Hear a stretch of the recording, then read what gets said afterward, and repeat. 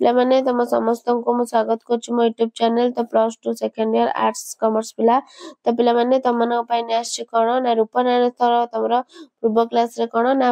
सभ्य जमीदार पताका उत्तोलन एमसीक्यू आलोचना हेतिला तबे रूपनारायण शाह एवं कोन ना आकाश कइचर हमें एमसीक्यू आलोचना करियो तो चला हमें स्टार्ट करबा समस्त जय जगन्नाथ जय श्री राम राधे राधे पिला माने तो देखिबा रूपनारायण शाह देखो अखिलमोहन पटनायक लिखले तो एमसीक्यू बहुत गुरुत्वपूर्ण तो एमसीक्यू हमें आलोचना करबा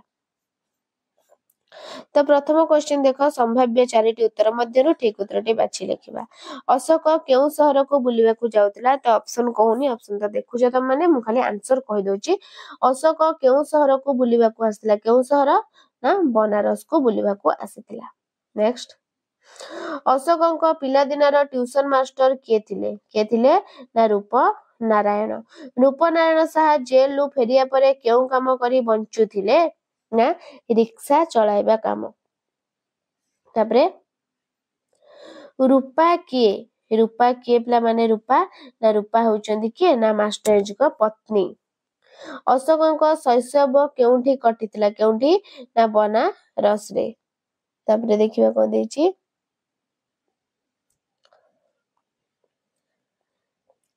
अशोकଙ୍କ पिता बनारस रे की चाकरी करथिले ना मिलिटरी डाक्टर रिक्शा वालाटा किए थिले रिक्शा वालाटा पिला माने ना रिक्शा वालाटा रूपनारायण साहा तबरे केउ अपराध रे मास्टर जी जेल जाइथिले ना राष्ट्र विरुद्ध रे षडयंत्र अभियोग रे मास्टर जी को प्रतिटी तंती प्रतिटी रेणु को उज्जीवित करी किए निजको प्रकाश करुथिला ना सत्य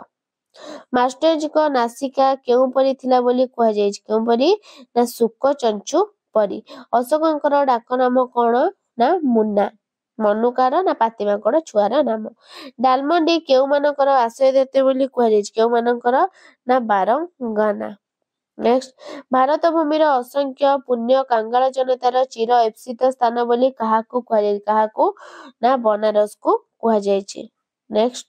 बनारस रे केउ मंदिर अवस्थित बनारस रे ना काशी विश्वनाथ मंदिर अवस्थित काहार अदृश्य इंगित रे नौका घाट रे लागिथिला काहार ना कॉर्पोरेशन नेक्स्ट किए इंग्रजी भाषा रे विरक्ति प्रकट करी कहिथिले इडियट किए ना बड़ भाई रामनगर देखि सारी गंगा पार हेउथिया बेले अशोकଙ୍କ बयस केते थिला 10 अशोकर पिठी उपरे मास्टर जी को बड़ बापुली किपरि कंप उठुथिला किपरि ना अशोदत पत्र परी तापरे मास्टर जी केते टंका दरमा रे अशोकଙ୍କର ट्यूशन मास्टर थिले केते टंका ना 5 टंका हतश्री सभ्यतार डस्टबिन बोली काहाकू कह जाय हतश्री सभ्यतार डस्टबिन बोली डालमंडी को कह जाय गोधूली गंगाजी उभय को कोन बोली कह जाय गोधूली गंगाजी उभय कोन ना रहस्यमय बोली कह जाय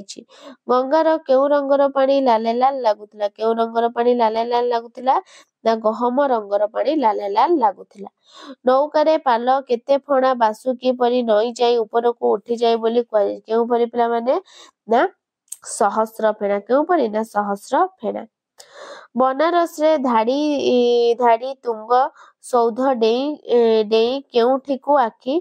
पहरी गला केउठू आखी पहरी गला ना गंगा कूल केउठी ना गंगा कूल को तापरे काहार नाम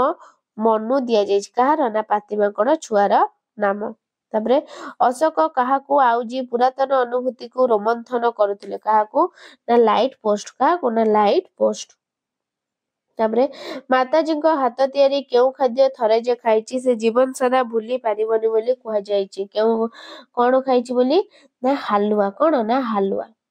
उत्तर भारत व्यापी प्राथमिक शिक्षक धर्मघटरे मास्टर जी कोन थिला ना पुरोधा कोन ना पुरोधा थिले धर्मघट बेले मास्टर जी को दरमा केते थिला केते ना 13 टंका थिला